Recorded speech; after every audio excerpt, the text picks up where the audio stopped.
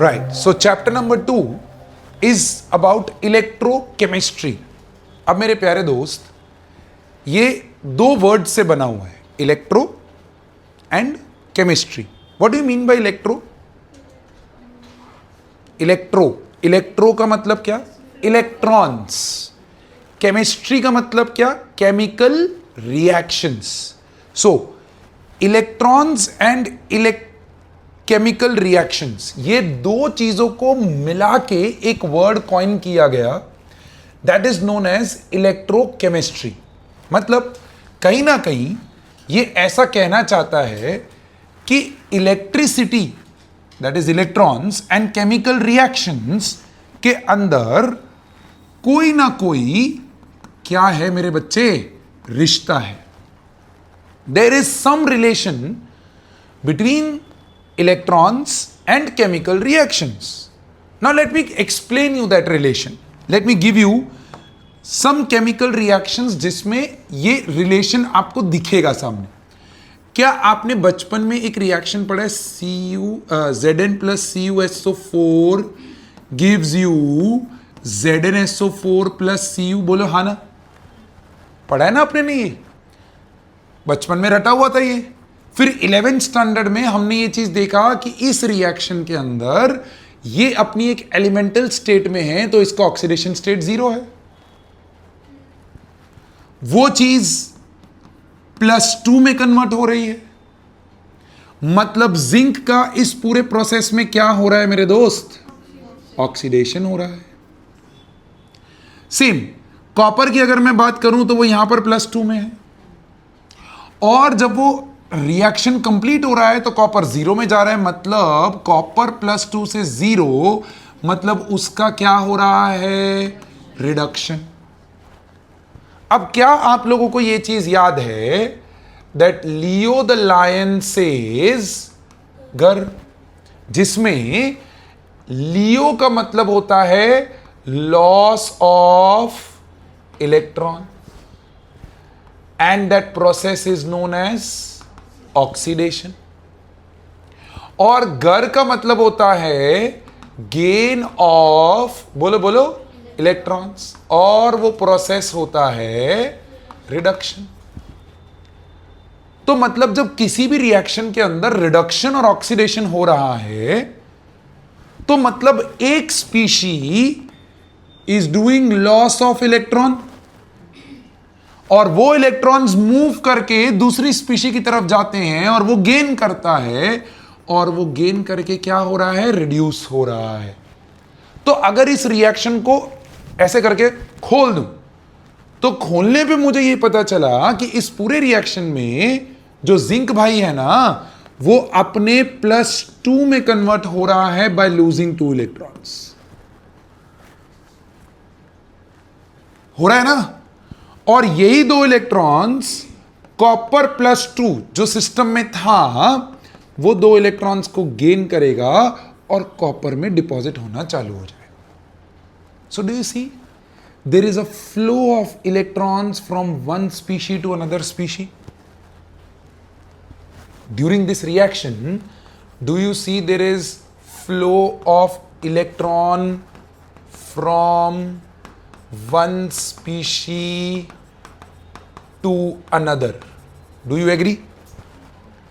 अब अगर ये फ्लो ऑफ इलेक्ट्रॉन्स हो रहा है, और इन फ्लो ऑफ इलेक्ट्रॉन्स को कुछ तिकड़म करके अगर मैं अपने कंट्रोल में ले आऊं, अपने तरीके से इनके साथ खेलना चालू करूं, तो क्या वो फ्लो ऑफ इलेक्ट्रॉन से मैं इलेक्ट्रिसिटी प्रोड्यूस कर सकता हूं? Because what is electricity? What is electricity? Flow of electrons, flow of charges. और केमिकल रिएक्शंस हमारे पास ऐसे हैं दुनिया में, जिनमें एक स्पीशी से दूसरे स्पीशी में इलेक्ट्रॉन्स का फ्लो होता है अगर उन दोनों को कनेक्ट करो तो। जैसे जिंक रॉड को अगर आप कॉपर सल्फेट सॉल्यूशन में डालते हो, तो कॉपर सल्फेट का ब्लू कलर जो है वो धीरे धीरे डिसअपियर होना चालू हो जाता है। Why? Because copper sulphate is getting converted into zinc sulfate and copper is getting deposited on the rod. अब ये क्यों हो पा रहा है? बिकॉज आपका जिंक जो है वो क्या कर रहा है? ऑक्सीडेशन, और कॉपर जो है वो क्या कर रहा है? बट ये जो रिएक्शन मैंने किया जिसमें मैंने जिंक को कॉपर सल्फेट सॉल्यूशन में डाला, इस रिडॉक्स रिएक्शन को हम लोग बोलते हैं डायरेक्ट रिडॉक्स रिएक्शन। क्या बोलते हैं बच्चा? Direct redox reaction. अब इस डायरेक्ट रिडॉक्स रिएक्शन के अंदर जो फ्लो ऑफ इलेक्ट्रॉन्स हो रहा है ना, that flow of electrons energy is lost in the form of heat. मुझे वो एनर्जी का लूज नहीं होने देना है, मुझे उस एनर्जी को कंटेन करना है। उसी एनर्जी को तो मैं इलेक्ट्रिकल एनर्जी में कन्वर्ट करूंगा। So what do I need to do is, I need to take these two species itself, but I need to do an indirect redox reaction जिसमें जिंक अभी भी ऑक्सीडाइज ही कर रहा होगा, कॉपर अभी भी रिड्यूस कर रहा होगा, क्योंकि उन दोनों की टेंडेंसी एक दूसरे के रिस्पेक्ट में यही है कि zinc would oxidise and copper would reduce. Yes और नो? जब इन दोनों को कनेक्ट करोगे, भले डायरेक्ट करो या इनडायरेक्ट करो, zinc is going to oxidise, copper is going to reduce. That has been proven. But उस रिएक्शन की एनर्जी को कैसे मैं यूटिलाइज करूं ताकि I can convert it into electrical energy, that is where this entire chapter belongs. We are going to study about the devices which can do this thing for us, which can convert chemical energy to electrical energy and vice versa, which can convert electrical energy to chemical energy. वही है वो रिश्ता किसके बीच में? Electricity और chemical reactions के बीच में। बट ऐसे कौन से केमिकल रिएक्शंस हैं जिनके अंदर ये रिश्ता पॉसिबल है? तो my dear friend, those reactions are what my dear friend? Redox reactions, because in those reactions basically there is a flow of electrons from one species to another. Are you with me till here? पक्का? लिखो, electrochemistry divided into two parts. Electro means electricity, chemistry means reactions,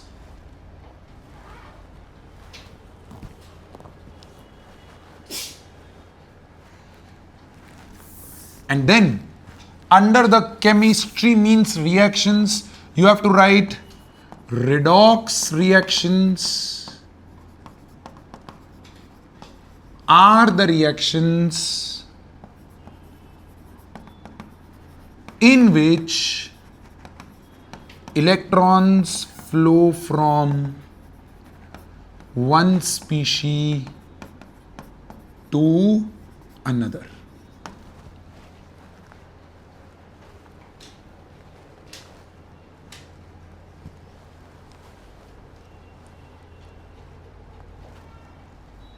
That flow of electrons, energy, is going to be controlled by a device.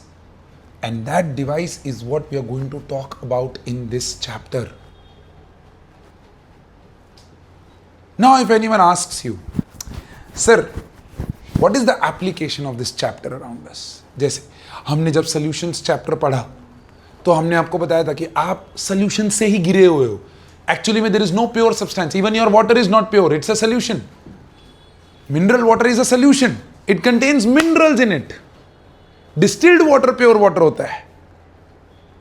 सो आप पानी से लेके कुछ भी देख लो, आप सोल्यूशन से गिरे हुए हो। फिर हमने देखा केमिकल काइनेटिक्स, जिसमें हमने ये देखा कि अच्छा, this is the chapter which is going to tell us कि how fast the reaction is going to happen.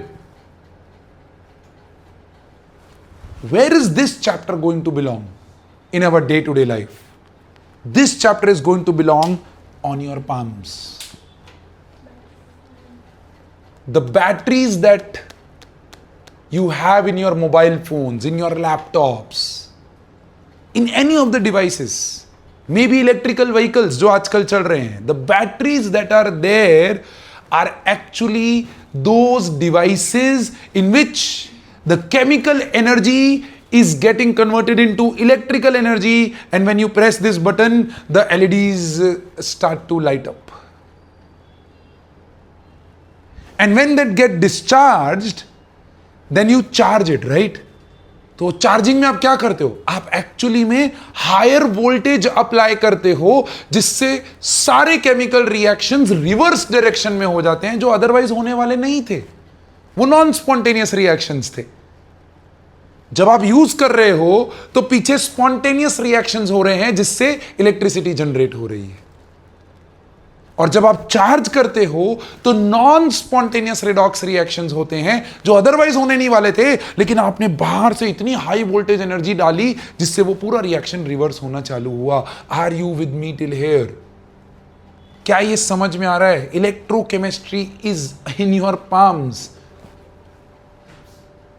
in your hands, in your laps, laptops, in the car that you derive. दिमाग में गई बात? Second thing, कहां पर हम electricity का use करके केमिकल रिएक्शंस करवाते हैं? Do you know that process? Electrolysis. Electricity का यूज करके हम कंपाउंड को डिकंपोज करते थे। बोलो हाँ कि ना? H2O को पानी इलेक्ट्रिसिटी दिया तो H2 + O2 निकलता था। क्लास 10th में अपने ने पढ़ा ये चीज। वो इलेक्ट्रोलाइसिस क्या करता है? इलेक्ट्रिसिटी का यूज करके डिकंपोज करता है। अदरवाइज वो डिकंपोज होने वाला नहीं था। पानी को आप ऐसे पड़े रखो तो क्या वो H2 और O2 देना चालू हो जाता है? No, it's non spontaneous. But while you give high voltage energy तो वो H2 और O2 में कन्वर्ट होता है। एंड माय डियर फ्रेंड, वही इलेक्ट्रोलाइसिस प्रोसेस का यूज हम करते हैं इन इलेक्ट्रोप्लेटिंग, हम करते हैं in electro refining. I don't know कितने लोगों को ये याद आ रहा है, copper anode, copper impure, copper pure वाला कैथोड होता है, इम्प्योर वाला एनोड होता है, फिर वो कॉपर वहां डिपॉजिट होता है और नीचे एनोड मड मिलता है। ऐसा कुछ आपको याद होगा, 10th में कुछ पढ़ा है। वो पूरा हम डिटेल करेंगे इस चैप्टर में भी। But I am just relating you with the 10th standard कि आपने कुछ चीजें वहां देखी हैं, and those things are basically nothing but governed by electrochemistry. This is the usefulness of this chapter, of this knowledge around you. So आप दुनिया की कोई भी बैटरी देखते हो, उसके अंदर इलेक्ट्रोकेमिकल रिएक्शंस हो रहे हैं। What are electrochemical reactions? Reactions which when happen, they produce electricity. So, did you write this down? Did you write this down? पक्का? अब रिश्ता कि भैया what are the two ways? What are the two ways in which your electricity can be related to chemical reactions? The first way is that there are certain spontaneous redox reactions whose energy can be converted into electricity.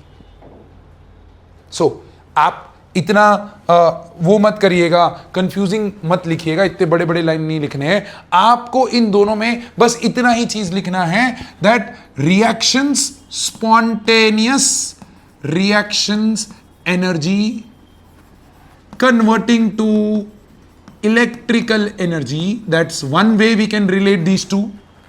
And other way is that electrical energy can be used to carry out those chemical reactions, chemical energy, which otherwise wouldn't have happened. Now, what are those devices which can help us do this? That's the question. What are those devices which can help us do this? So whatever I have written in the red, बस उसी को लिखो, बाकी पूरा line लिखने की जरूरत नहीं है। ये बेसिक्स है, इस पार्ट में से कोई क्वेश्चन नहीं आने वाला, लेकिन ये बेसिक्स क्लियर होंगे तो आगे चैप्टर का बिल्डिंग बहुत तगड़ा बनेगा। Done? Now, what are those devices? What are those devices which can help us do these two things? Those devices are known as, my dear friend, electrochemical cells. That's the next big heading. Electrochemical cells, which will be divided into two parts again. There will be an electrochemical cell which can convert spontaneous redox reactions energy to electrical energy. and there will be another electrochemical cell which can convert electrical energy to non-spontaneous redox reactions energy. Such cells which can help us do this are known as galvanic cells or voltaic cells. And such cells which convert electrical energy to chemical energy are known as electrolytic cells. So again, two parts. You have to divide it into two parts. Galvanic cell, electrolytic cell. What is the basic difference between the two? This will convert chemical energy to electrical energy. This will convert electrical energy to chemical energy.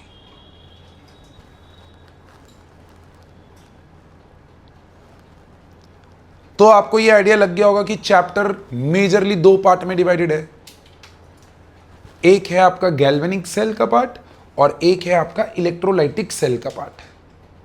इसमें कुछ important चीजें, इसमें कुछ important चीजें. Total will account for nearly 9 marks out of 70 in your final exam. If you are a CBSE ISC student, it will account for 9 marks in your final exam. Right? And if you are a Gujarat board student or any board student, तो फिर आपको ये 100 marks का अगर आप paper दे रहे हो अपने बोर्ड में, तो ये कम से कम 12 से 14 मार्क का आपका क्या होगा, चैप्टर होगा. वेरी वेरी इंपॉर्टेंट चैप्टर, बहुत क्रिटिकल चैप्टर है. मैं यहाँ पर बच्चों को ये रिक्वेस्ट करता हूँ कि सिर्फ ये एक चैप्टर में please do not read NCERT. बहुत ख़राब दिया हुआ है. इन द सेंस कवर सब कुछ की है, but the flow and the structure of this chapter is really poor. So सिर्फ एक ये चैप्टर के लिए do not go through NCERT. I will make sure कि आप जब ये सेशन मेरे साथ अटेंड कर रहे हो तो मैं आपकी एनसीईआरटी की हर एक लाइन आपके लिए कवर कर दूं. I will make sure of that. But in a flow, in a format where this chapter will feel easy to you. Done? यहां तक कंप्लीट हुआ. फिर एक बड़ा हेडिंग डलेगा. पहले 2 सेशंस के अंदर हम लोग गैल्वेनिक सेल की बात करने वाले हैं और अगले 3 सेशंस के अंदर हम लोग इलेक्ट्रोलाइटिक सेल की बात करने वाले हैं. सो टोटल मिला के 5 या 6 सेशंस तक लग सकता है इलेक्ट्रोकेमिस्ट्री को. It's a heavy chapter. So galvanic cell, next big heading, galvanic cell.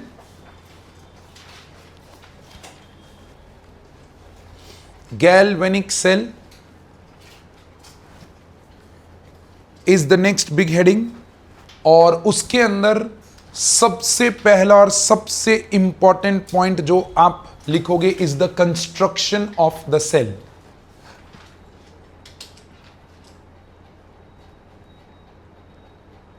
Construction of the cell.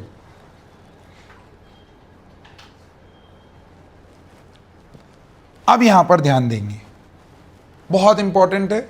इस कंस्ट्रक्शन को आराम से मेरे साथ पहले समझो, फिर आराम से लिखो. देखो, सबसे पहले हमें रिडॉक्स रिएक्शन जो करवाना है वो कैसा करवाना है? इनडायरेक्ट रिडॉक्स रिएक्शन करवाना है.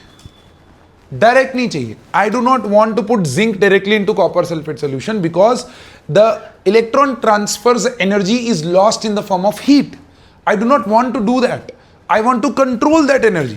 So what we have to do is, we have to take 2 different beakers. We have to take 2 different beakers in which one of them contains zinc sulfate as the solution, electrolytic solution बोलते हैं इसको, and the other would contain copper sulfate as the solution. ध्यान से देखना. अब इस zinc sulphate solution के अंदर हम लोग जिंक का रॉड डालेंगे. आराम से सोच समझ के लिखना है। पहले यहां ध्यान देना, जिंक का रॉड यहां पर डाला, तो सिमिलरली कॉपर सल्फेट सॉल्यूशन में किसका रॉड डालेंगे? कॉपर का।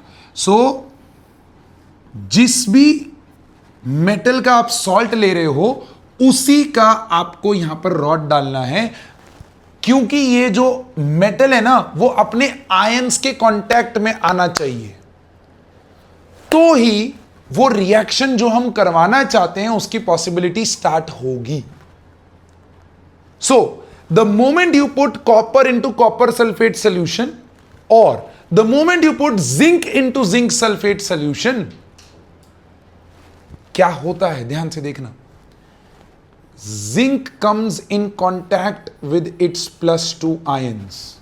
ये चीज एक्वस सोल्यूशन है मेरे बच्चे, ये एक्वस सोल्यूशन है, तो यहां पर जिंक +2 और सल्फेट के आयंस होंगे ना मेरे बच्चे, ये डिसोसिएट हो जाएगा ना। अब जब ये डिसोसिएट होगा तो जिंक सॉलिड जो है that comes in contact with its oxidised form. देखो ये जीरो स्टेट था, ये उसका ऑक्सीडाइज्ड फॉर्म था। सिमिलरली सामने की साइड पे देखो, क्या आपका कॉपर जो है that comes in contact with copper +2 ions, because यहां पर भी चीजें डिसोसिएट होके ऐसे पड़ी होंगी, बोलो हो कि नो? तो कॉपर और कॉपर +2 जो है वो कांटेक्ट में आए, जिंक और जिंक +2 जो है कांटेक्ट में आए। जब भी एक स्पीशी का reduced form and oxidised form आपस में कनेक्ट में आता है, तो ऐसे कपल को मेरे दोस्त बोला जाता है रिडॉक्स कपल। क्या बोला जाता है मेरे दोस्त? ये सारी डेफिनेशंस आएंगी with in fraction of minutes screen पे आपके लिए। अभी के लिए सिर्फ समझो, a species oxidized and reduced form in contact with each other is known as redox couple. The moment redox couple is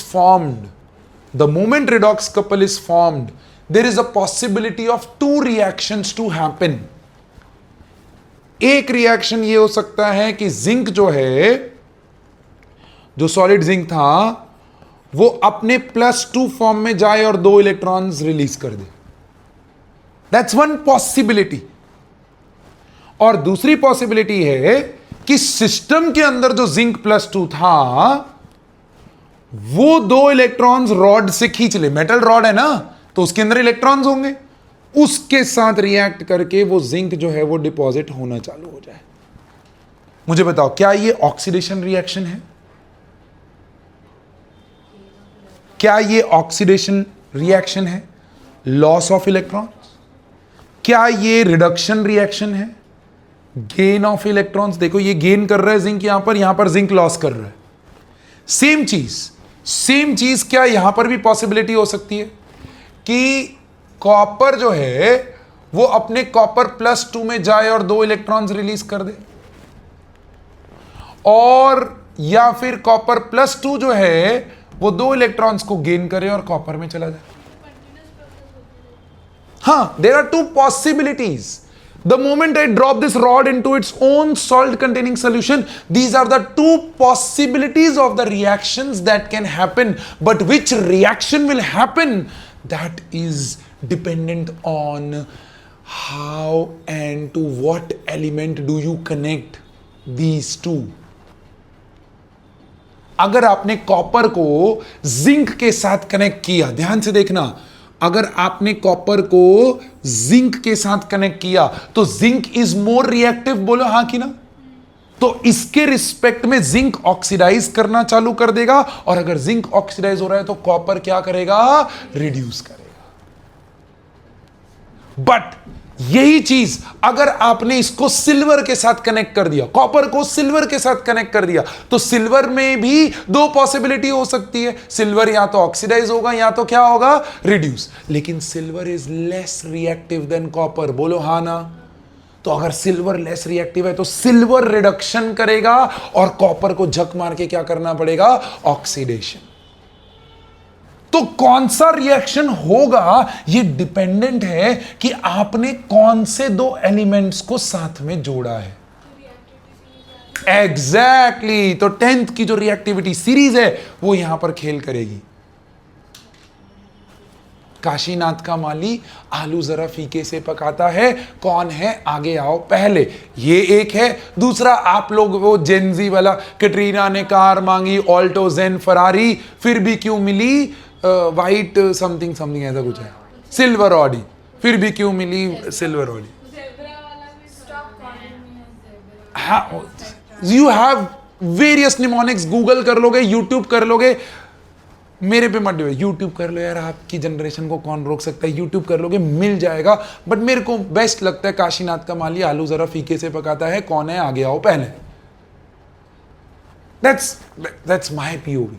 आपका जो भी पीओवी है आप लो, लेकिन वो रिएक्टिविटी सीरीज दिमाग में जानी चाहिए, क्योंकि उसी के बेसिस पे यहां पर हमें पता चला कि जिंक भाई साहब जो है वो ऑक्सीडाइज करेंगे और कॉपर भाई साहब जो है वो क्या करेंगे, रिड्यूस। अब मेरे प्यारे दोस्त ध्यान से समझना, बहुत इंपॉर्टेंट है, प्लीज कंसंट्रेट। अब जब ये ऑक्सीडाइज हो रहा है तो क्या इस सिस्टम के अंदर, इस वाले हाफ के अंदर जिंक +2 जो है वो बढ़ना चालू हो जाएगा, यस और नो? मतलब ये सिस्टम, ये जो सॉल्यूशन है, this solution will become what my dear friend, positively charged. कैसा हो जाएगा ये, पॉजिटिवली चार्ज्ड। तो इस सिस्टम के ऊपर बाबा ध्यान देना, इस सिस्टम के ऊपर यहां पर पॉजिटिव चार्ज आना चालू हो जाएगा और रॉड के ऊपर कैसा चार्ज आएगा, नेगेटिव। क्यों नेगेटिव आएगा, क्योंकि देखो ये जिंक जो है वो +2 फॉर्म में बाहर जा रहा है और पीछे इलेक्ट्रॉन्स का एक्सेस छोड़ के आ रहा है, बोलो हाँ कि ना। ऑन द अदर हैंड ये 2 इलेक्ट्रॉन्स यहां से यहां ट्रेवल किए, यहां आए, और जब ये इलेक्ट्रॉन्स यहां आए तो कॉपर +2 जो है वो यहां पर जाके डिपॉजिट होना चालू हो गया, बोलो हाँ ना, वाया दिस रिएक्शन। अब जब कॉपर +2 सिस्टम में से कॉपर +2 अगर गायब हो रहा है तो डू यू एग्री सल्फेट की तादाद बढ़नी चालू हो जाएगी। कॉपर +2 धीरे धीरे कंज्यूम हो रहा है तो सल्फेट ऑटोमेटिकली बढ़ जाएगा ना। तो do you agree that this system over here, this solution over here becomes negatively charged? Do you agree with me? And in that negatively charged, the solution becomes negatively charged, but this copper +2 discharges its plus charge on the rod, तो copper पे plus charge बढ़ना चालू हो जाएगा, बोलो हाँ ना। अब मुझे एक बात बताओ, सोच के जवाब देना। केमिस्ट्री तो आपका अच्छा है नहीं वो तो पता है, लेकिन फिजिक्स तो अच्छा है वो मुझे पता है। अगर एक इंटरफेस है, इसको मैंने एक नाम दिया, क्या बोला बच्चा, इंटरफेस। अगर एक इंटरफेस है जिसके एक साइड पे नेगेटिव चार्ज है और दूसरे साइड पे पॉजिटिव चार्ज है, तो पॉजिटिव और नेगेटिव आपस में क्या करेंगे, अट्रैक्ट, और उस अट्रैक्शन के वजह से इन दोनों चार्जेस के बीच में एनर्जी डेवलप होती है, और उस एनर्जी को आप फिजिक्स में पढ़ के आए हो as what my dear friend, potential. दो चार्जेस के बीच में जो एनर्जी डेवलप होती है उसको हम लोग क्या बोलते हैं, पोटेंशियल। क्या बोलते हैं बच्चा, पोटेंशियल। अब ये जो पोटेंशियल है वो इलेक्ट्रोड और इलेक्ट्रोलाइट के इंटरफेस पे पैदा हो रहा है। इलेक्ट्रोड इलेक्ट्रोलाइट इंटरफेस, तो इसीलिए इस पोटेंशियल को नाम दिया गया इलेक्ट्रोड पोटेंशियल। क्या नाम दिया गया, electrode potential. But there are 2 types of electrode potential. This is getting produced due to oxidation reaction and this is getting produced due to reduction reaction. So 2 तरह के पोटेंशियल्स, इलेक्ट्रोड कौन सा potential, oxidation potential, और दूसरा कौन सा होगा, electrode reduction potential. My dear friend, जब ऑक्सीडेशन हो रहा है तो रॉड पे नेगेटिव और सॉल्यूशन पे पॉजिटिव होगा, और जब रिडक्शन हो रहा है तो भैया यहां पर जब रिडक्शन हो रहा है तो रॉड पे पॉजिटिव और सॉल्यूशन में कैसा होगा, नेगेटिव। ऑपोजिट हो जाती है, पोलैरिटी ऑपोजिट हो जाती है। सो अगर आपसे कोई पूछ ले what is electrode potential, it is the potential developed between the electrode electrolytic solution, potential develop between electrode and it's electrolytic solution, क्योंकि जिस मेटल को आप यहां पर लोगे उसी का सॉल्यूशन आपको यहां लेना पड़ेगा ताकि ये रिडॉक्स कपल बने। ये रिडॉक्स कपल बनेगा तो ये पॉसिबिलिटी बनेगी। ये पॉसिबिलिटी रिडक्शन करेगा कि ऑक्सीडेशन करेगा, डिपेंड करेगा कि आपने इसको किसके साथ कनेक्ट किया है। अगर आपने इसको लेस रिएक्टिव एलिमेंट के साथ रिएक्ट किया, कनेक्ट किया, तो ये खुद ऑक्सीडाइज होगा, सामने वाले को रिड्यूस करेगा। और अगर आपने इसको मोर रिएक्टिव एलिमेंट के साथ रिएक्ट किया तो ये खुद रिड्यूस करेगा, सामने वाले को ऑक्सीडाइज करेगा। बहुत इंपॉर्टेंट है मेरे दोस्त। अब ये सोल्यूशन नेगेटिवली चार्ज हो रहा था, ये सोल्यूशन पॉजिटिवली चार्ज हो रहा था। So there was a requirement कि इन दोनों सोल्यूशंस को न्यूट्रलाइज किया जाए, क्योंकि अगर आपने इनको न्यूट्रलाइज नहीं किया तो यहां जो पोटेंशियल मुझे चाहिए, इन दोनों का जो मैक्सिमम पोटेंशियल जो मुझे मिल सकता है, वो ये वाला पोटेंशियल खा जाएगा। आप सोचो, मुझे तो ये नेगेटिव और ये पॉजिटिव प्योर चाहिए ना, जबकि इसका पॉजिटिव तो ये नेगेटिव खा जा रहा है और इसका नेगेटिव ये पॉजिटिव खा जा रहा है। तो अगर मैं इन दोनों को न्यूट्रलाइज कर दूं तो क्या ये रॉड और ये रॉड के बीच में प्योर पोटेंशियल मिलेगा? मुझे बोलो हाँ कि ना। तो उस चीज यहां पर please stay very very attentive. Neutralise, ये सॉल्यूशंस को न्यूट्रलाइज करने के लिए हमने इस सर्किट को इंटरनली कंप्लीट किया by providing an inverted U tube. By providing what my dear friend? Inverted U tube which contains inert electrolyte. Electrolyte क्या करता है? आयंस डिप्लॉय करता है, पॉजिटिव नेगेटिव। इलेक्ट्रोलाइट का काम वो है, बट वो इलेक्ट्रोलाइट इन सॉल्यूशंस के साथ रिएक्ट नहीं करेगा, वो खाली जाके इन दोनों सॉल्यूशंस को क्या करेगा? न्यूट्रलाइज करेगा। And this inverted U tube, my dear friend, was named as salt bridge. That's a beautiful question. कि सर ये बना किसका होता है? तो my dear friend, it is a test tube जिसके अंदर अगर सॉल्यूशन का जेल बनाया जाता है, there is a jelly substance called अगर, और उस अगर सॉल्यूशन के अंदर आप इनर्ट इलेक्ट्रोलाइट्स डालते हो।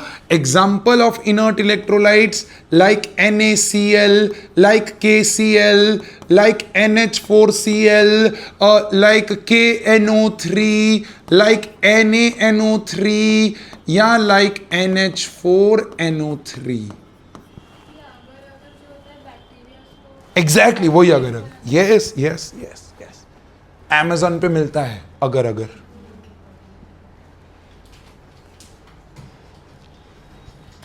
क्या ये कंस्ट्रक्शन समझ में आया? ट्रस्ट मी, इससे इजियर तरीके से कंस्ट्रक्शन आप कहीं पे भी नहीं पढ़ोगे। Why I'm telling you to trust me? Because I have bloody spent my 7 years of my life into electrochemistry.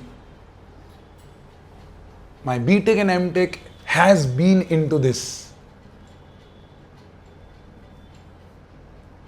And believe me, मैंने 150 सॉल्ट ब्रिज बनाए हैं। हमारे जो गाइड थे एमटेक के, वो इतने क्रूअल थे, एंड आई थैंक गॉड कि उन्होंने वो गाइड को हमारे लाइफ में भेजा। उन्होंने जो डिसिप्लिन लाया हमारी लाइफ में कि हर चीज का एक मायने होता है, एक मतलब होता है, और उन्होंने एक एक चीज हमें इस पूरे पार्ट में खोल के बताई कि देखो ये ऐसा होता है, ये क्यों ऐसा होता है, ये इनर्ट क्यों होना चाहिए, ताकि ये रिएक्शन के अंदर पार्टिसिपेट ना करे। रिएक्शन में पार्टिसिपेट करेगा तो कॉम्प्लेक्सिटी बढ़ जाएगी। ये इनर्ट होना चाहिए, ये सिर्फ आयंस डिप्लॉय करना चाहिए ताकि ये सोल्यूशन न्यूट्रलाइज हो।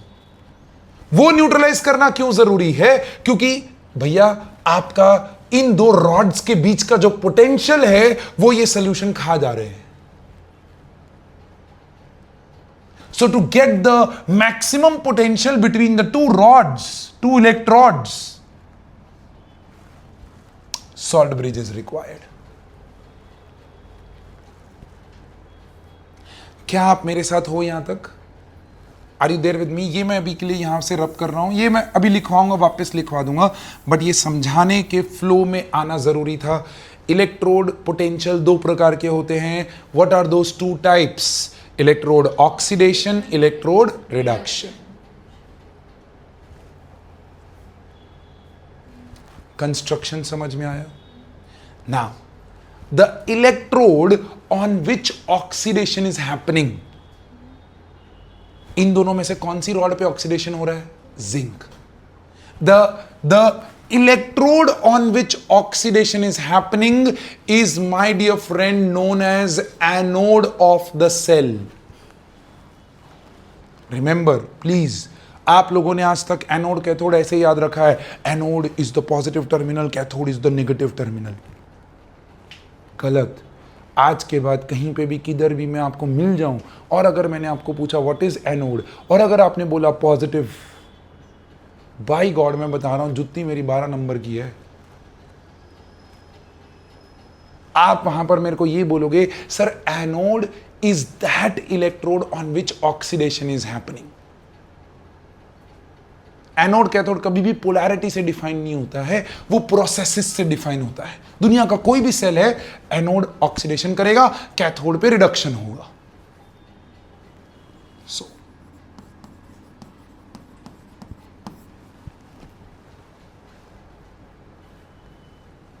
So cathode undergoes reduction and anode undergoes oxidation. My dear friend, if I say this, can I also say that anode is the source of electrons? Oxidation होगा तो loss होगा ना electrons का, तो वो source बन जाएगा। और क्या मैं बोल सकता हूं cathode is the sink of electrons? क्या आप हो मेरे साथ यहां तक? बिल्कुल मिस आउट मत करना। यहां पर जाके इलेक्ट्रॉन्स कंज्यूम हो रहे हैं ना, तो ये सिंक हो गया और ये क्या हो गया? सोर्स। क्या एनोड के ऊपर सॉलिड फॉर्म अपने एक्वस फॉर्म में कन्वर्ट हो रहा है? बोलो हां कि ना। तो कैन आई से एनोड के ऊपर डिसोल्यूशन हो रहा है? और क्या कैथोड वाली साइड पे एक्वस फॉर्म सॉलिड फॉर्म में कन्वर्ट हो रहा है? मतलब धीरे धीरे यहां पर कॉपर डिपॉजिट होना चालू हो जाएगा। बोलो हाँ ना। तो कैन आई से कैथोड पे क्या होता है? डिपोजिशन होता है।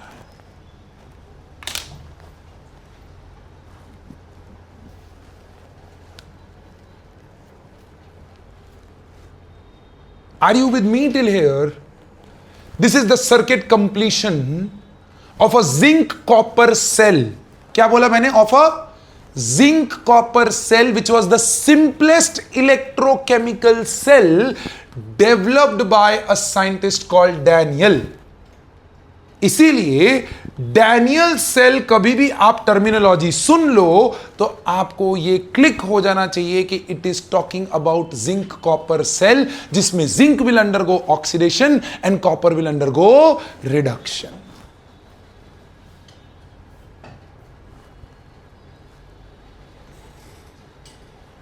जिंक का क्या होगा? डिसोल्यूशन, मतलब जिंक धीरे धीरे पतला होना चालू हो जाएगा। और कॉपर का क्या होगा? डिपोजिशन, मतलब कॉपर धीरे धीरे मोटा होना चालू हो जाएगा। Let me show you that with an example over here my dear friend. आप देखो यहां पर, ये है वो सेल जिसकी हम बात कर रहे थे। ये है वो वोल्ट मीटर। जिंक और कॉपर को जब आप कनेक्ट करते हो तो वोल्ट मीटर में रीडिंग आती है 1.1 volt. And my dear friend, ये है वो रॉड जब फाइनली प्रोसेस खत्म होता है। जिंक धीरे धीरे पतला होता जाएगा, दिख रहा है ये थिकनेस, और कॉपर धीरे धीरे मोटा होता चला जाएगा। मैंने क्या बोला? ट्रस्ट मी, आप एनसीईआरटी मेरे कहने पे खाली फर्स्ट पेज खोल के पढ़ लेना, आप गिव अप कर दोगे खुद ही।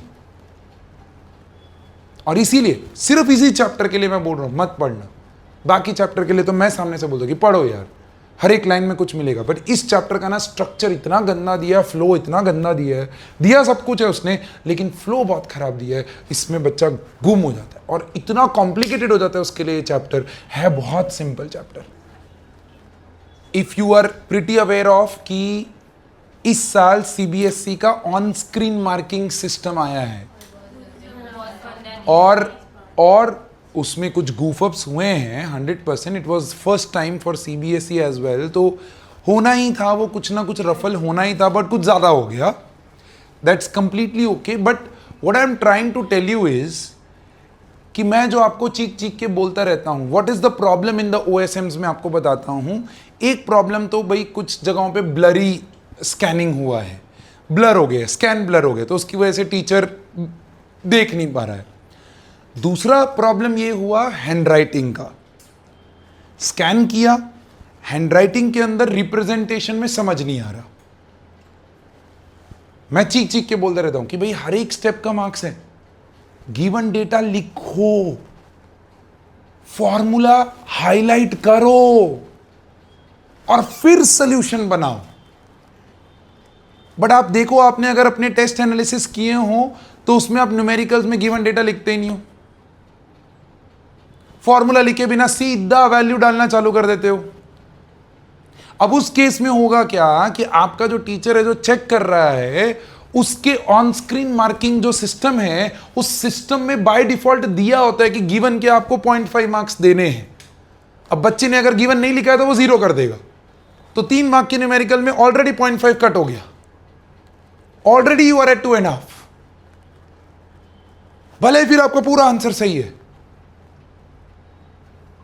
That's how on-screen marking system is going to happen. And my dear friend, it is not a matter of time कि बहुत जल्द ये ISC के अंदर भी आ जाएगा, बहुत जल्द ये गुजरात बोर्ड के अंदर भी आ ही जाएगा, क्योंकि अगर एक नेशनल बोर्ड ने इस चीज़ को अप्लाई कर दिया है तो बाकी बोर्ड्स धीरे धीरे उसी डायरेक्शन में जाएंगे। Why?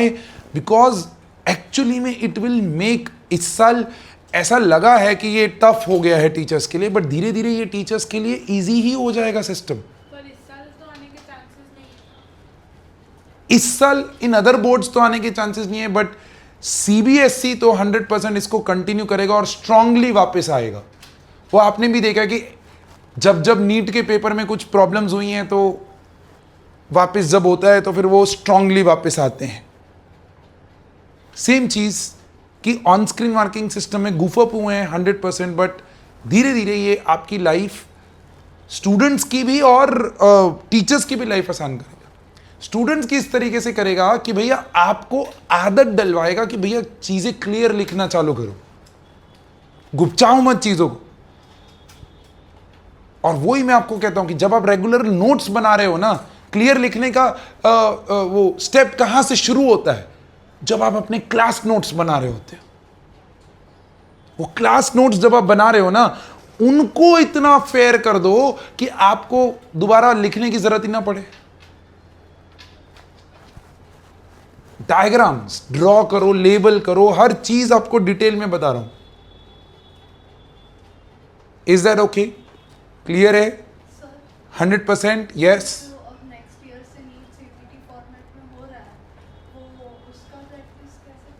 मैं सीबीटी करवाऊंगा आपकी यहां पर, क्या दिक्कत है? अरे लेके आएंगे सिस्टम्स यार आपके लिए, क्या बात कर दी आपने। वही मैं कह रहा हूं ना, वो मैं आपको दिखाऊंगा कैसे चलता है CBT system. And I don't know if you have gone through the app which I have developed. Prep पढ़ना पे जाओ, उसके अंदर मैंने वो सीबीटी सिस्टम इंक्लूड करवा दिया है, तो आप उसके अंदर मॉक टेस्ट दो, जाके आप मॉक टेस्ट देखोगे, वो पूरा system is based on the system which is going to come in JEE and NEET. Done है? हो गया? Is this clear? कंस्ट्रक्शन समझ में आया? हर चीज लिखी कि नहीं लिखी? नेक्स्ट हेडिंग डालोगे important terminologies, important terminologies, important terms related to galvanic cell.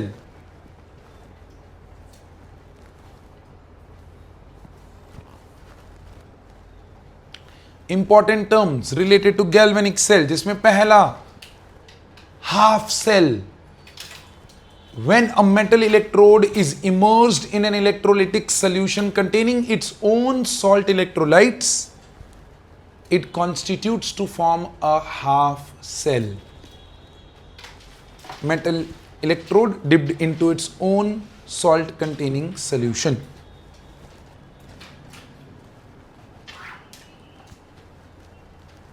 is known as half cell. Next, electrode potential, represented by letter E. The potential developed between the charge difference of an electrode and electrolytic solution.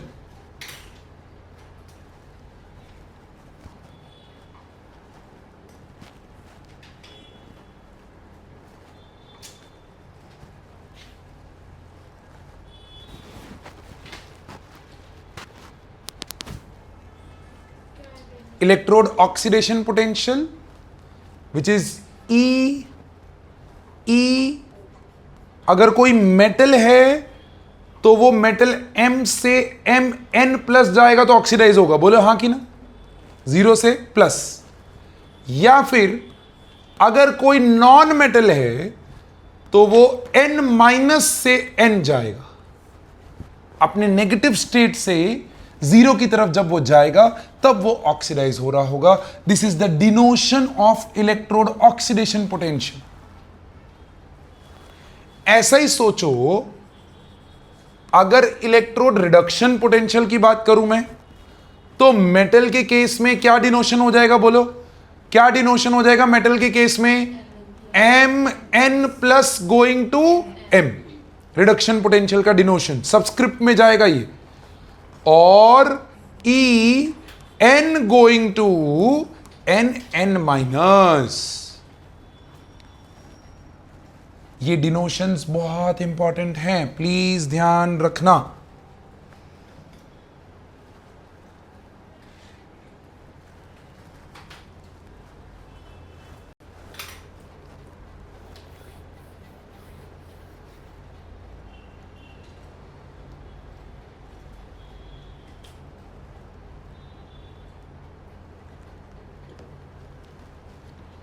Done है बच्चा? चलिए यहां देखेंगे, अब ध्यान दो यहां पर. अब अभी हमने आपको बताया था कि एक इलेक्ट्रोड इलेक्ट्रोलाइट इंटरफेस पे there are 2 possibilities of the reaction. कौन कौन से वो रिएक्शन हो सकते हैं? या तो ऑक्सीडेशन या तो सो आइदर ऑक्सीडेशन और रिडक्शन. अब मुझे एक बात बताओ, जब ऑक्सीडेशन हो रहा था तो रॉड पे नेगेटिव आ रहा था और सोल्यूशन पे क्या आ रहा था? पॉजिटिव. इन दिस केस तो ये जो डिफरेंस डेवलप हुआ था इसी को तो हमने बोला था इलेक्ट्रोड पोटेंशियल. अब मुझे एक बात बताओ, क्या आप ऑक्सीडेशन को अकेले मेजर कर सकते हो? क्या आप रिडक्शन को अकेले मेजर कर सकते हो? तो मुझे बताओ, क्या इलेक्ट्रोड पोटेंशियल को एब्सोल्युटली कैलकुलेट किया जा सकेगा? बिकॉज इलेक्ट्रोड पोटेंशियल तो या तो ऑक्सीडेशन की वजह से डेवलप हो रहा है या रिडक्शन की वजह से डेवलप हो रहा है. बोलो हाँ कि ना? अब इंडिविजुअल ऑक्सीडेशन और रिडक्शन मेजर करना पॉसिबल ही नहीं है.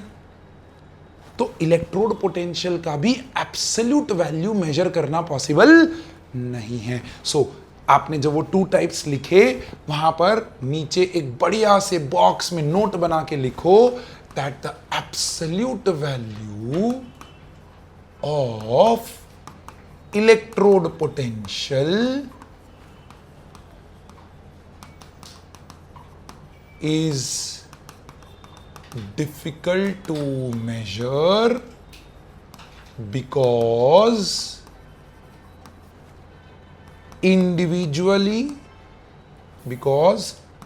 oxidation and reduction cannot be measured individually. साथ में करेंगे तो रिडॉक्स रिएक्शन होगा और रिडॉक्स को मेजर किया जा सकता है क्योंकि एक की कैपेबिलिटी ऑक्सीडाइज करने की होगी और दूसरे की कैपेबिलिटी रिड्यूस होने की होगी। तो हम वो पोटेंशियल डिफरेंस मेजर कर सकते हैं, लेकिन इंडिविजुअल पोटेंशियल मेजर करना इज वेरी वेरी डिफिकल्ट, क्योंकि इंडिविजुअली ऑक्सीडेशन और रिडक्शन को मेजर करना इज वेरी वेरी डिफिकल्ट।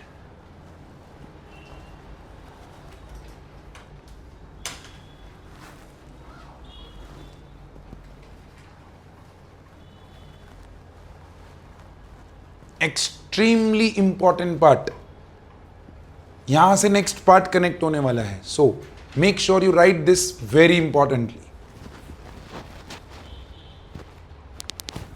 अब आगे देखो, तो इंडिविजुअली मेजर करना next to impossible.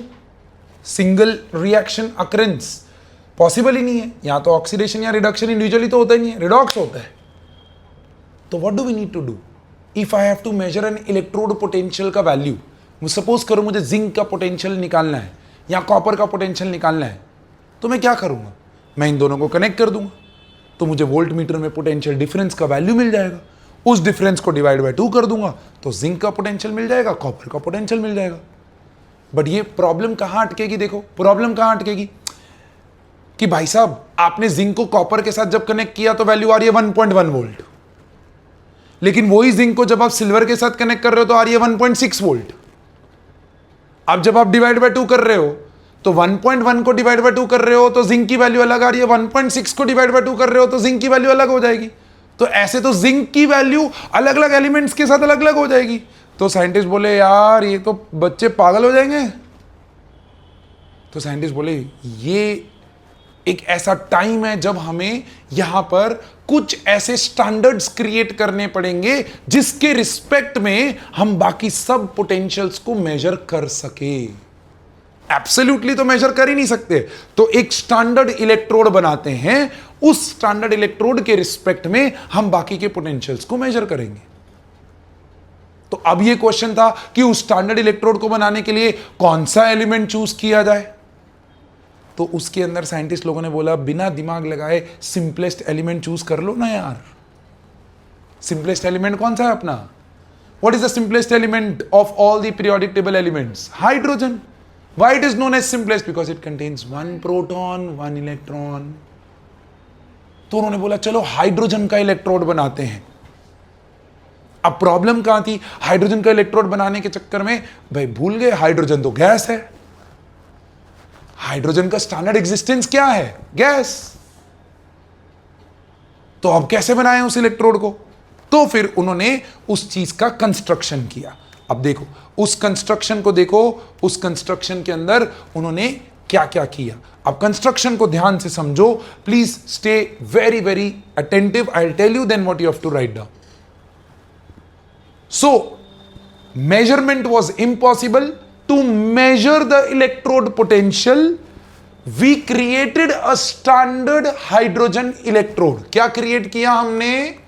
Standard hydrogen electrode, जिसको SHE बोला जाता है, standard hydrogen electrode. This is a legal short form, ये मैंने नहीं बनाया, ये लीगल है। अब क्योंकि ये गैस है तो उस गैस को कंटेन करने के लिए हमें क्या चाहिए होगा? वॉल्स चाहिए होंगे। तो ये दिख रहा है आपको, ये टेस्ट ट्यूब ली गई, दिख रहा है ये टेस्ट ट्यूब। उस टेस्ट ट्यूब में ऊपर से हाइड्रोजन गैस को इन्वर्ट करने का हमने एक मैकेनिज्म बनाया, एक होल दिया, उसके अंदर से गैस को इन्वर्ट किया। अब जब गैस को इन्वर्ट किया तो नीचे मुझे सॉल्यूशन चाहिए था विच कंटेन्स इट्स आयंस। बोलो हाँ ना, तभी तो उसका हाफ सेल बनेगा। तो मुझे बताओ H2 का आयन कौन? H+। कौन देता है H+? एसिड्स। कौन देता है H+? एसिड्स। तो यहां पर ये जो सॉल्यूशन है ना मेरे बच्चे, ये सॉल्यूशन एक एसिड का सॉल्यूशन है। You have to take a strong acid over here and that strong acid is HCl। बच्चा बोलता है सर H2SO4 क्यों नहीं? अभी बताता हूं with in fraction of minutes कि क्यों H2SO4 नहीं लिया हमने यहां पर, क्यों HCl लिया। I will tell you within fraction of minutes. But the moment बाबा, the moment hydrogen gas is in connect with H plus ions via a surface. मुझे सरफेस तो देना पड़ेगा ना. अब वो सरफेस कौन सा ले, वो क्वेश्चन था. तो भैया एसिड सोल्यूशन के अंदर कौन सर्वाइव कर सकता है? सिर्फ एक ही element, that is platinum, because it is inert. Reactivity series में काशीनाथ का माली आलू जरा फीके से पकाता है. कौन है आगे आओ? पहले, लास्ट वाला जो पहले है वो एक्चुअली कौन है? Platinum. So it has to be a non reactive surface. इसीलिए देखो यहां पर ये लिखा है पीटी इलेक्ट्रोड. प्लैटिनम का wire.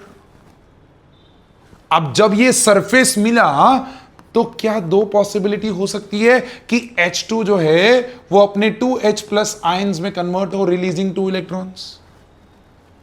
Oxidation possibility.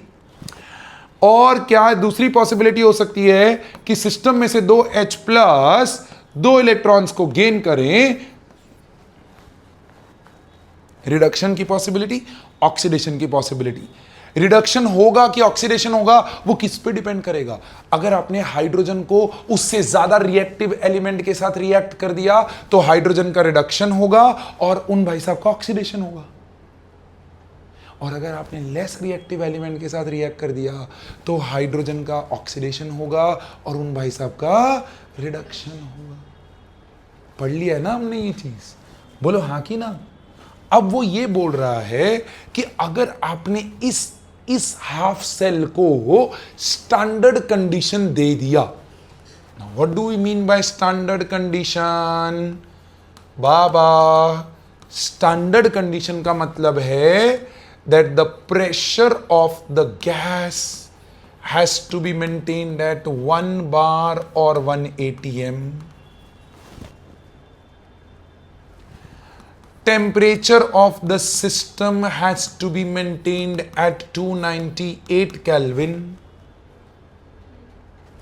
and the concentration of the solution has to be maintained at 1 molar.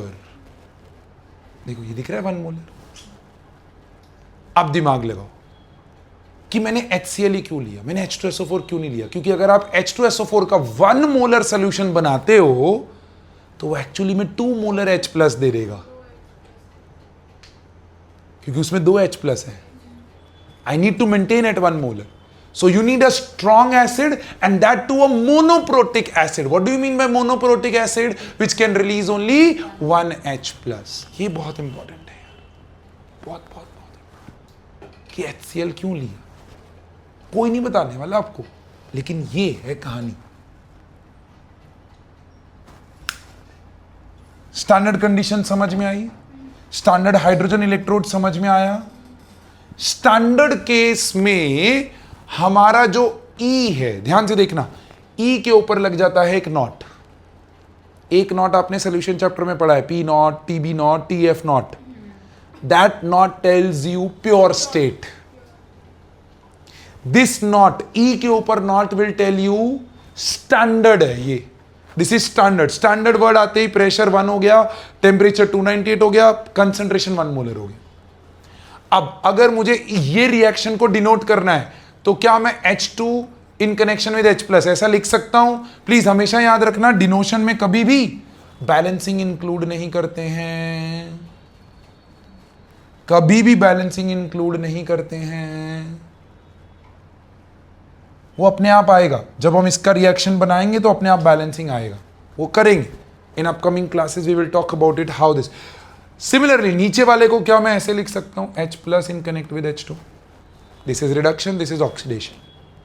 तो ऐसा अज्यूम कर लिया गया कि हाइड्रोजन का रिडक्शन हो या ऑक्सीडेशन हो, उसका potential is 0 volt.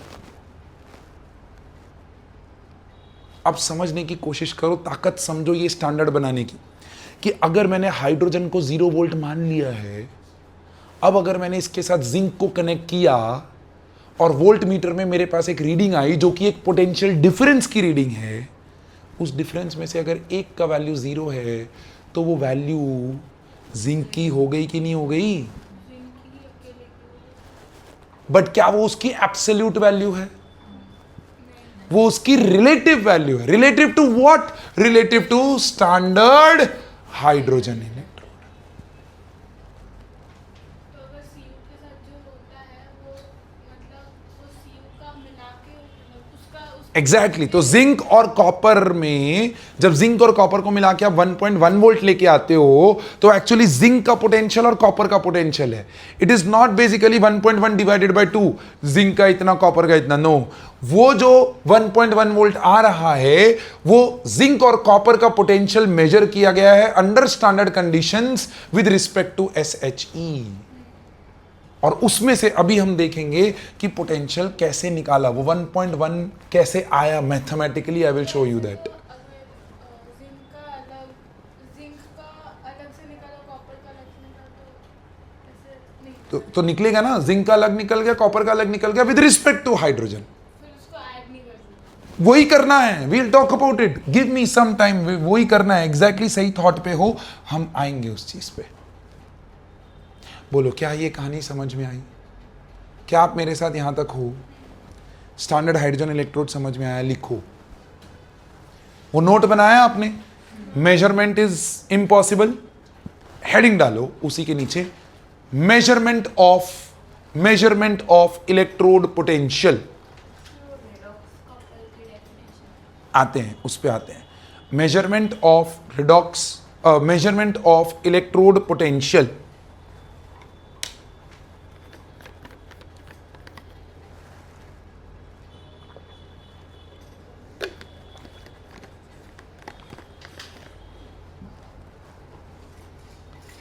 Ready?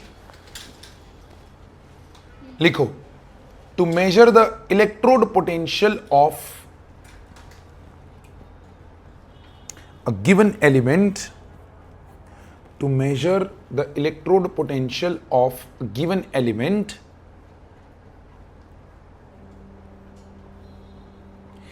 it is connected to standard hydrogen electrode. It is connected to standard hydrogen electrode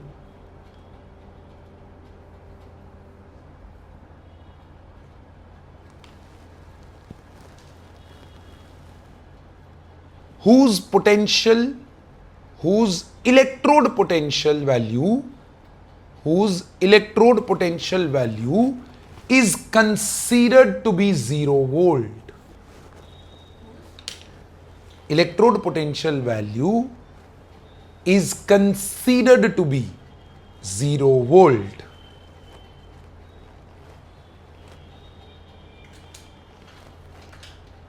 फिर उसके नीचे हेडिंग डालोगे, standard hydrogen electrode, standard hydrogen electrode.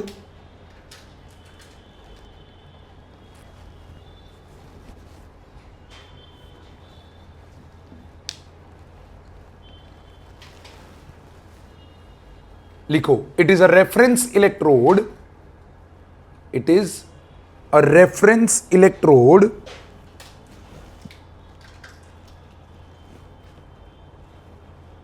used to measure the standard electrode potentials, used to measure the standard electrode potentials of different elements.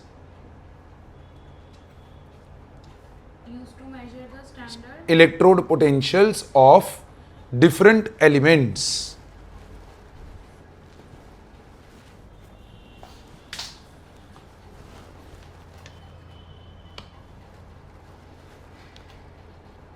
Paragraph change करके लिखेंगे, SHE consists of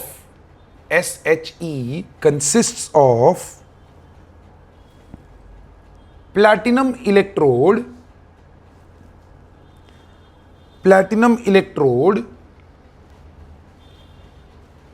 immersed in 1 molar acid solution.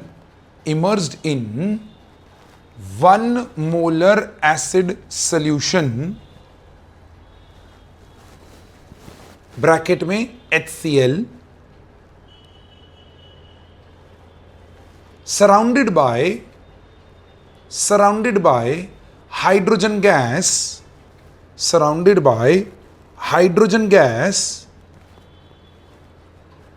at a constant pressure of 1 bar. At a constant pressure of 1 bar and temperature of 298 Kelvin.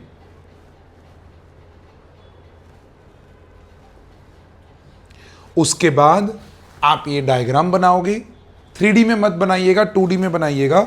मैं यहां पर वो 2D में I will make this diagram in 2D for you guys over here. Simple ऐसे ये लिया, ये solution डाला, इसके अंदर टेस्ट ट्यूब, ऐसे करके टेस्ट ट्यूब इसको इनक्लोज कर देना. यहां पर इस टेस्ट ट्यूब को हल्का सा ओपन कर दो. यहां पर ऐसे 1 बार H2 गैस, फिर यहां से प्लैटिनम वायर नीचे आता हुआ, यहां पर इलेक्ट्रोड दिखाओ, ऐसा थोड़ा सरफेस बनाओ. यहां पर लिखो 1 मोलर एसिड सॉल्यूशन, इसको प्लैटिनम इलेक्ट्रोड, इसको platinum wire, 1 bar H2 gas, that's it. और यहां ऊपर टॉप पे टेम्परेचर इक्वल्स टू 298 केल्विन. ऐसे 2D में बनाओ.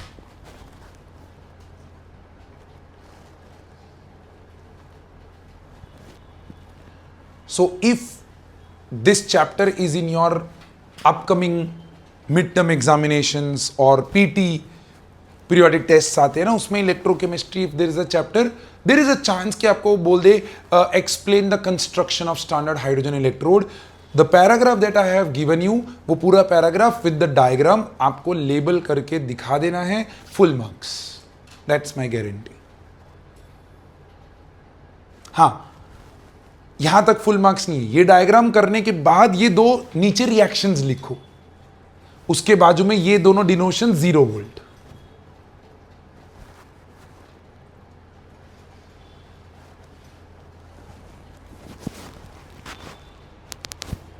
तो अब बेसिकली ये जो स्टैंडर्ड हाइड्रोजन इलेक्ट्रोड हमने बनाया, इसके रिस्पेक्ट में हम बाकी सारे एलिमेंट्स को कनेक्ट करेंगे और उनके इलेक्ट्रोड पोटेंशियल्स को मेजर करेंगे. तो कैसे मेजर होता है वो देखते हैं. देखो, तो देखो इस तरीके से हमने जिंक को कनेक्ट किया.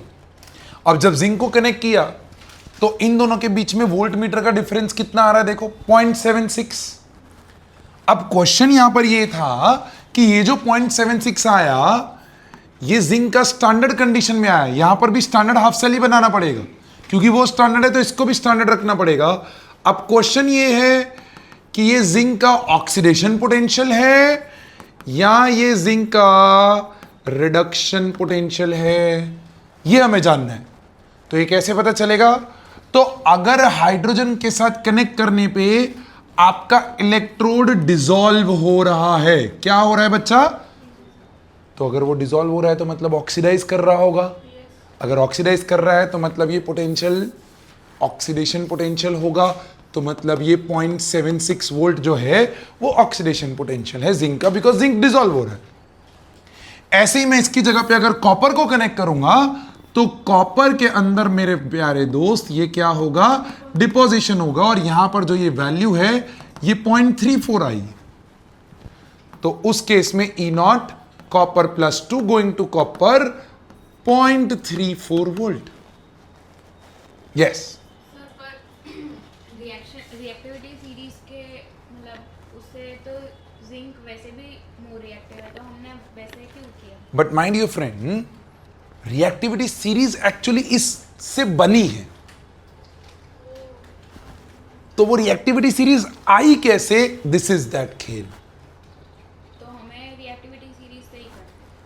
आपको कुछ भी नहीं करना है, मैं तो आपको बस ये नॉलेज दे रहा हूं कि ये पोटेंशियल ऑक्सीडेशन है उस एलिमेंट का कि रिडक्शन है, वो डिपेंड करेगा कि वो हाइड्रोजन के रिस्पेक्ट में अगर डिसॉल्व हो रहा है तो वो ऑक्सीडेशन है, अगर डिपॉजिट हो रहा है तो वो रिडक्शन है।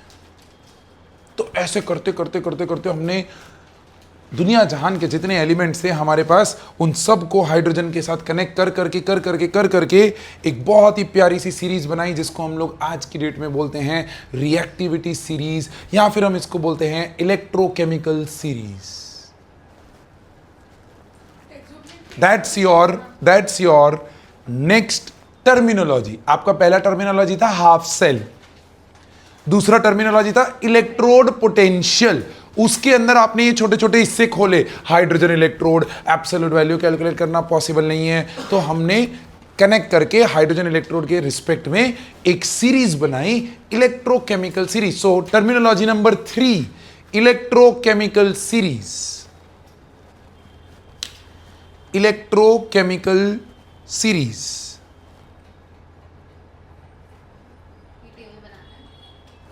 बना पाओगे?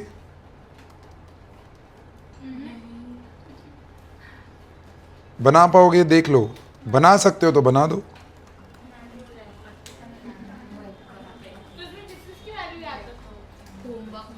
आता हूं मैं, देखो।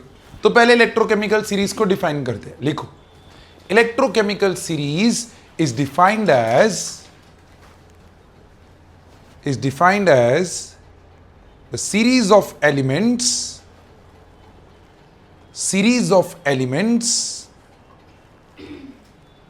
arranged in the order of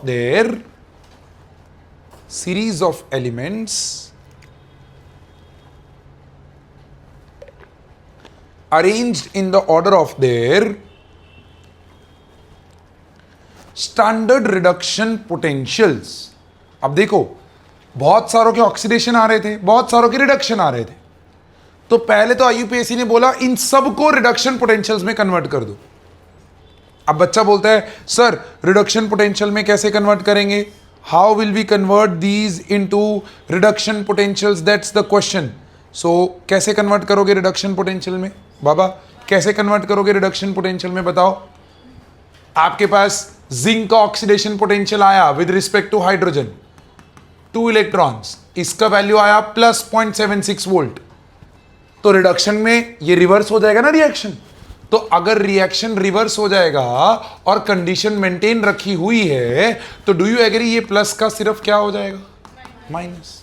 that's where minus 0.76 volt. देखो जिंक का रिडक्शन पोटेंशियल आपको दिखेगा इस पूरी सीरीज में। हाइड्रोजन आपको 0 वोल्ट दिखेगा, दिख रहा है ये। कॉपर आपको प्लस 0.34 दिखेगा, दिख रहा है ये। सिल्वर आपको प्लस 0.80 वोल्ट दिखेगा, दिख रहा है।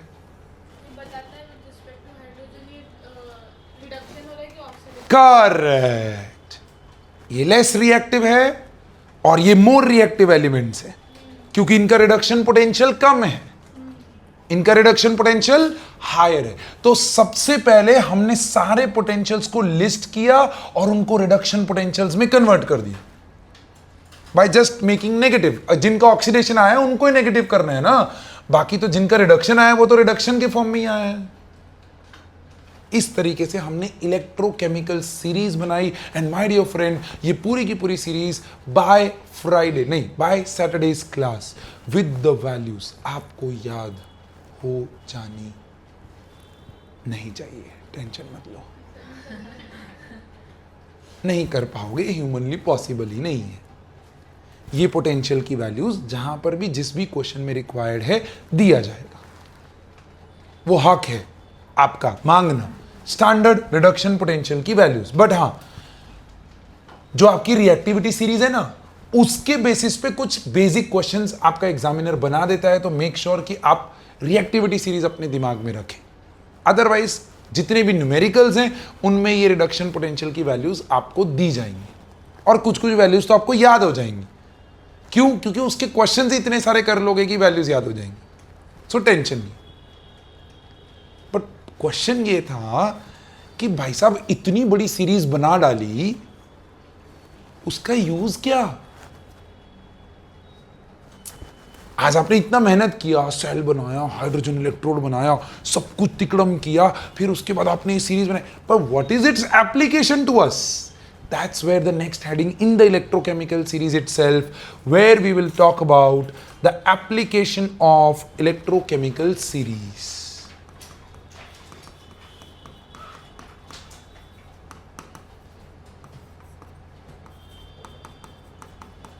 इसको ईएमएफ सीरीज भी बोला जाता है, रिएक्टिविटी सीरीज भी बोला जाता है, इलेक्ट्रोकेमिकल सीरीज भी बोला जाता है. अब मुझे एक बात बताओ, what is the meaning of potential? English meaning of potential. I have the potential to teach. What do you mean by that? Capability, power to teach, yes और नो? ओए, पोटेंशियल का मतलब समझ में आ रहा है? Teaching power. अगर मैं पोटेंशियल के आगे वर्ड लगा दे रहा हूं teaching potential, that means teaching power. ऐसे ही मैंने पोटेंशियल के आगे वर्ड लगा दिया रिडक्शन पोटेंशियल, तो रिडक्शन करने की ताकत. बोलो हाँ ना? Think about it, think about it, think about it. ध्यान से सोच के जवाब देना कि मैं और उसेन बोल्ट, उसेन बोल्ट पता है ना, फास्टेस्ट रनर, मैं और उसेन बोल्ट स्टार्टिंग लाइन पे खड़े, पुफ, भागना चालू किया. 100 मीटर का रेस है, कौन जीतेगा? ओए, नेक्स्ट वीक में ब्लॉक टेस्ट है, सोच के जवाब देना. हाँ, मंजोत सर जीतेंगे.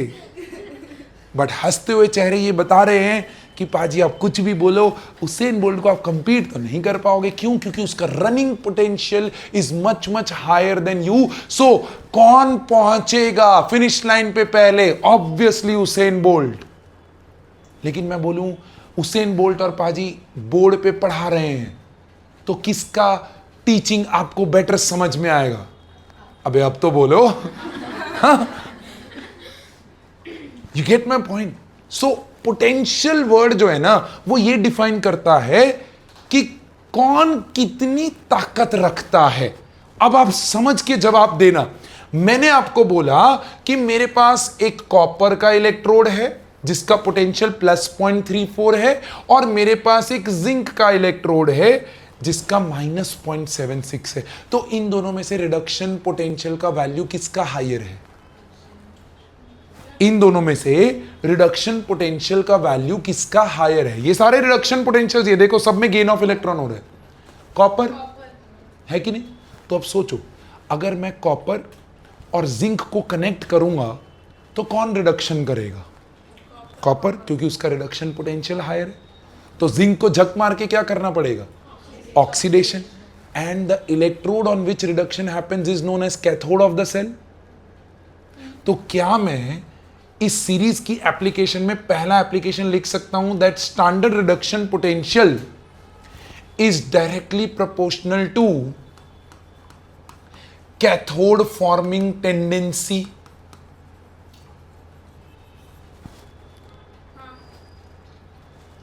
तो कोई भी दो इलेक्ट्रोड्स को अगर मैं कनेक्ट करता हूं और मैं आपसे पूछता हूं कि इन दोनों में से कैथोड कौन बनेगा, तो क्या आप उनकी पोटेंशियल वैल्यूज को देख के बता पाओगे? बोलो हाँ कि ना.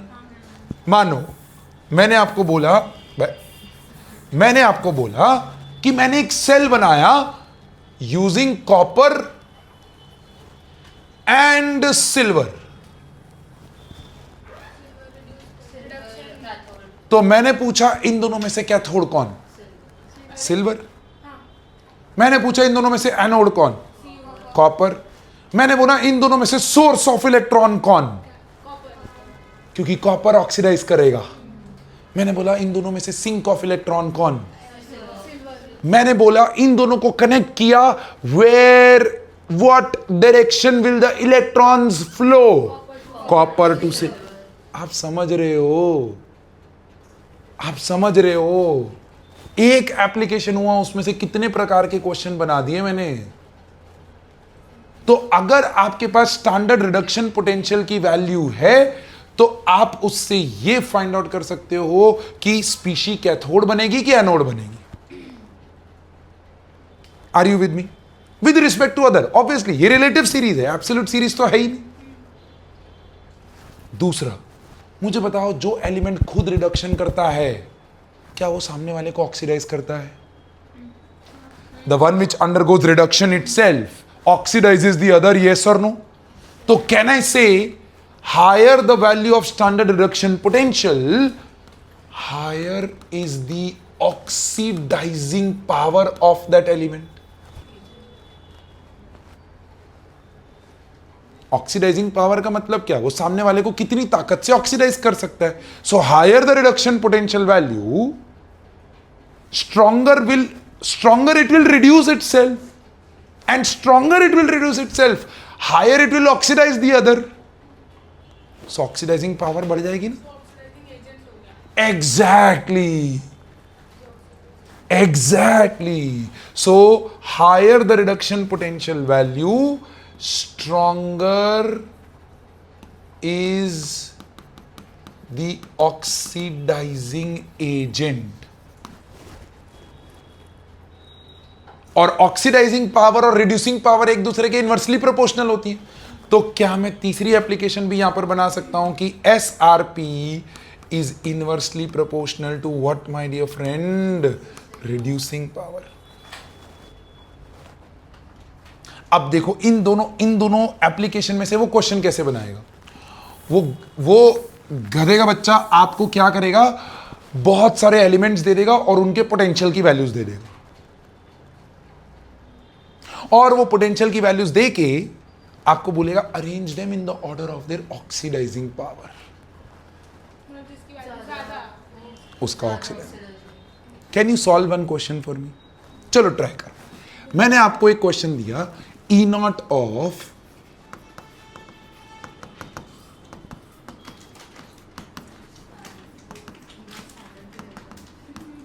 ई नॉट मतलब स्टैंडर्ड. मैं 3-4 वैल्यूज आपको दे रहा हूं.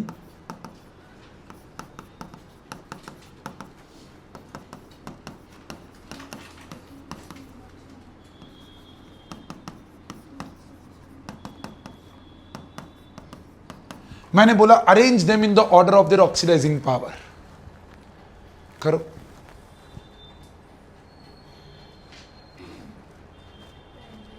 रिडक्शन पोटेंशियल जिसका हायर, उसका ऑक्सीडाइजिंग पावर हायर. तो इनमें से हाईएस्ट वैल्यू किसका? आयरन. आयरन हाईएस्ट, फिर कॉपर,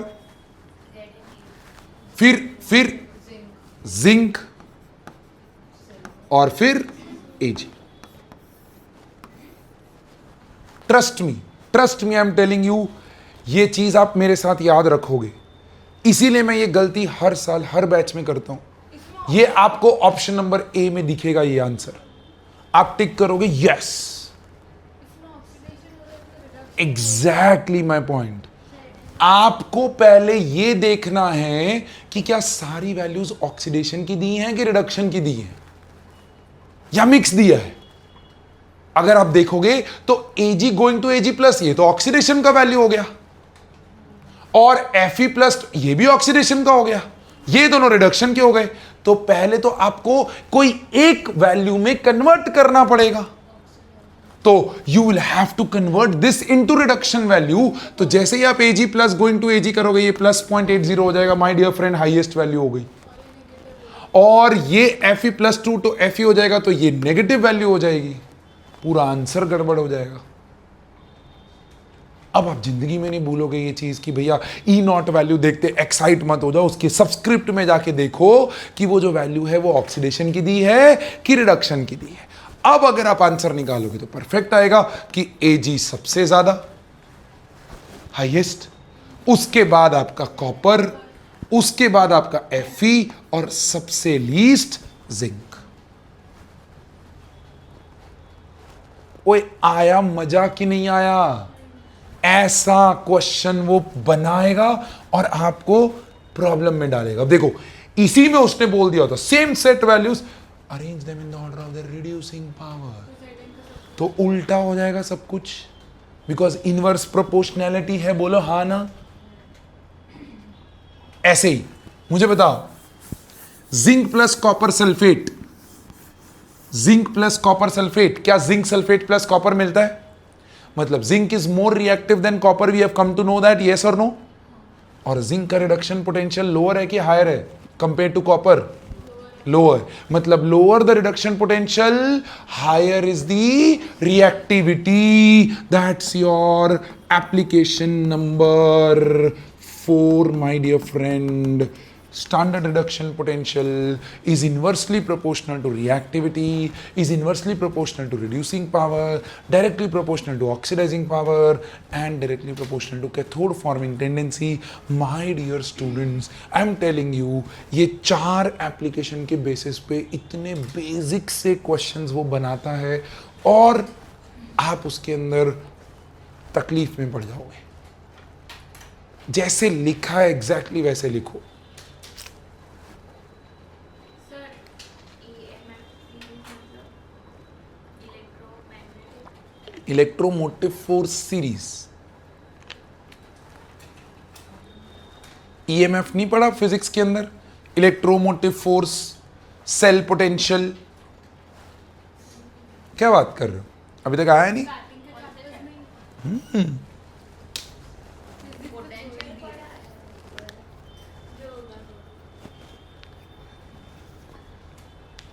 बोलो, क्या ये कहानी समझ में आई? एप्लीकेशन ऑफ सीरीज समझ में आया आपको? Electromotive force. यस, ईएमएफ का फुल फॉर्म होता है इलेक्ट्रोमोटिव फोर्स.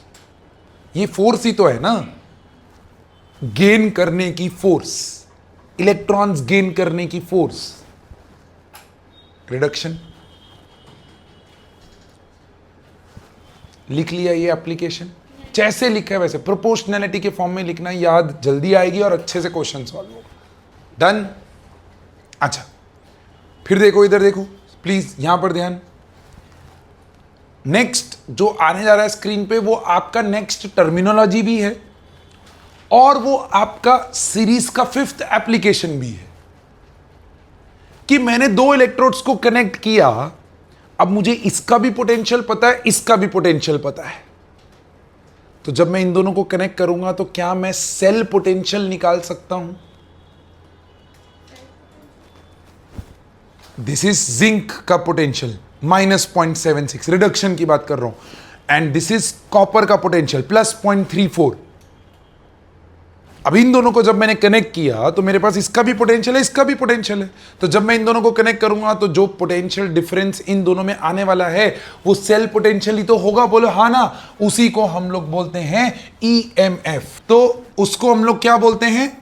ईएमएफ और cell potential, denoted by letter E not और उसके ऊपर सेल, ऐसे सबस्क्रिप्ट में सेल. What is EMF? कोई आपसे पूछे व्हाट इज ईएमएफ, लिखो. Electromotive force is defined as the potential difference. 5th application में भी कंटिन्यू कर लो और नेक्स्ट टर्मिनोलॉजी भी बना लो. ईएमएफ और cell potential is defined as the potential difference between the two electrodes, potential difference between the two electrodes when there is no current flowing in the circuit. Potential difference between the two electrodes when there is no current flowing in the circuit. Civil है ना आप? हाँ, cell होता है. जब इन दोनों को कनेक्ट किया, जब इन दोनों इलेक्ट्रोड्स को कनेक्ट करके बैठे हो तो इसकी टेंडेंसी है क्या करना? रिड्यूस करना. इसकी टेंडेंसी ऑक्सीडाइज करना. तो इलेक्ट्रॉन्स का ट्रांसफर तो हो रहा है? नहीं होगा, क्योंकि हमने सर्किट अभी कनेक्ट नहीं किया है. लिखा when there is no current flowing in the circuit. How do we calculate this cell potential? तो मुझे बताओ, कैथोड क्या करना चाहता है रिडक्शन, एनोड क्या करना चाहता है? तो अगर मैं कैथोड का स्टैंडर्ड रिडक्शन पोटेंशियल और एनोड का स्टैंडर्ड ऑक्सीडेशन पोटेंशियल ऐड कर दूं, ये रिडक्शन करना चाहते हैं ना, ये उसकी ताकत. ये ऑक्सीडेशन करना चाहता है, ये उसकी ताकत, ऐड कर दूं तो मुझे सेल पोटेंशियल मिल जाएगा, मिलेगा कि नहीं? तो आप देखो कॉपर का रिडक्शन पोटेंशियल क्या था, 0.34 वोल्ट, बोलो हाँ ना। Oxidation potential of zinc, reduction is -0.76, oxidation is 0.76, बोलो हाँ ना। ऐड करो, बोलो 1.1 वोल्ट आ गया, वो वोल्ट मीटर में 1.1 वोल्ट दिख रहा था, बोलो हाँ कि ना। बट इस फॉर्मूला में एक छोटा सा कंफ्यूजन रह जा रहा है कि कैथोड का रिडक्शन पोटेंशियल लेना है, एनोड का ऑक्सीडेशन लेना है। मतलब अगर उसने एनोड का रिडक्शन पोटेंशियल दिया है तो पहले उसको कन्वर्ट करो ऑक्सीडेशन में, फिर इसमें डालो, क्योंकि जनरल कन्वेंशन क्या है, स्टैंडर्ड रिडक्शन पोटेंशियल्स यूज किए जाते हैं। तो माय डियर फ्रेंड, आपके जो IUPAC है ना वो बहुत अच्छे हैं। उन्होंने बोला कि इसी को आप इसी फॉर्मूला को E0 cathode minus E0 anode कर दो। तो इससे फायदा क्या होगा? फायदा होगा कि अब आपको यह याद नहीं रखना है कि किसका ऑक्सीडेशन किसका रिडक्शन, दोनों का रिडक्शन पोटेंशियल ही यूज करना है, वैल्यू सेम ही आएगी। आप चेकआउट कर लो, कैथोड कॉपर का रिडक्शन पोटेंशियल का वैल्यू +0.34 वोल्ट, बोलो हाँ ना। एनोड का reduction potential value -0.76, minus minus plus हो जाएगा मेरे प्यारे दोस्त, 1.1 वोल्ट ही आएगा। एग्जैक्टली। सो फॉर्मूला नीचे वाला इज मोर यूजफुल, बट वो डिराइव किस में से हुआ वो मैंने आपको बताया। इलेक्ट्रोमोटिव फोर्स लिखा ना, उसके बाद ये बोलो done. And last but not the least, terminology redox couple. Terminology number 5 आएगी। पहला था हाफ सेल, दूसरा था इलेक्ट्रोड पोटेंशियल, तीसरा था इलेक्ट्रोकेमिकल सीरीज, चौथा था EMF, पांचवा आएगा आपका रिडॉक्स कपल। लिखो, it is an arrangement, redox couple, it is an arrangement involving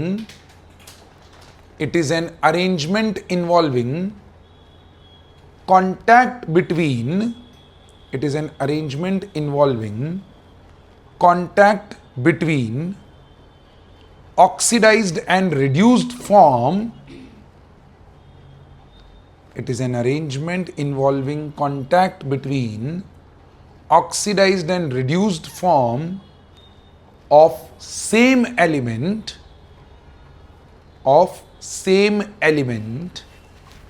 full stop, and then उसके एग्जाम्पल में जाके copper +2 copper, zinc +2 zinc, Ag plus Ag. These are some examples of redox couple. That will be all for today's class, my dear friend.